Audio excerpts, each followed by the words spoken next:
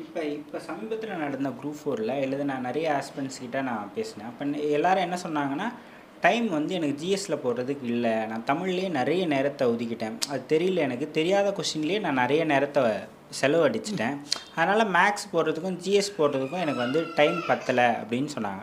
So நம்ம பொதுவாகவே நமக்கு தெரிஞ்சதெல்லாம் ஃபஸ்ட்டு எழுதுறது தானே ஒரு பேசிக்கான ஒரு இது. ஆனாலும் கூட ஒன்று தெரியலன்னா ஏன் அதில் இன்ஸ்டிட் பண்ணிவிட்டு அதிலேயே நிறைய நேரத்தை வீணடிக்கிறாங்க எல்லாரும். சில பேர் சொல்லுவாங்க, நம்ம கொஷின் பேப்பரே வந்துட்டு ஃபஸ்ட் ரீடிங் செகண்ட் ரீடிங் இருக்குது அப்படின்லாம் சொல்லுவாங்க. ஃபஸ்ட் ரீடிங்னால் நம்ம கொஷின் பேப்பரில் 200 கொஷின்ஸும் ஃபஸ்ட்டு தெரிஞ்சதெல்லாம் போட்டுருவாங்க, செகண்ட் ரீடிங்கில் தெரியாத கொஷின்ஸை அட்டன் பண்ணுவாங்க அப்படின்னு.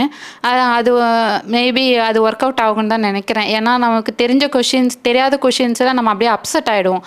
சில பேருக்கு கொஷின் பேப்பர் ஓப்பன் பண்ணோடனே ஃபஸ்ட்டு கொஷினே தெரியாத கொஷின் இருந்துச்சுன்னா நமக்கு ஆட்டோமேட்டிக்காக மைண்ட் அப்செட் பண்ணிடும். அதனால் நம்ம அதை ஒரி பண்ணிக்காமல் நமக்கு தெரிஞ்ச கொஷின் நமக்கு 200ல் நமக்கு மேக்ஸிமம் நம்ம படிச்சிருப்போம், நமக்கு தெரிஞ்சிருக்கோம், அதனால் அந்த கொஷின்ஸ் அட்டம் பண்ணலாம். தெரியாத கொஷின்ஸை நம்ம கடைசியில் நம்ம அட்டம் பண்ணலாம். ஃபஸ்ட் ரீடிங் செகண்ட் ரீடிங்னு இருக்குது. அது ரொம்ப நமக்கு டைம் எடுக்குமே, எப்படி அந்த கொஷின் பேப்பர் அவ்வளோ பேஜஸ் நம்ம எப்படி அந்த 3 மணி நேரத்தில் இவ்வளோ பண்ண முடியுமா அப்படின்னு கொஷின்ஸ் இருக்கலாம். அது வந்துட்டு நமக்கு ஃபாஸ்ட் ரீடிங் வந்துட்டு நமக்கு இருக்கணும். எக்ஸாமில் வந்துட்டு நம்ம அந்த ஃபாஸ்ட் ரீடிங்கை எப்படி நம்ம கொண்டு போக முடியும்னா நம்ம ப்ராக்டிஸ் பண்ணுறதுனால தான் இருக்குது.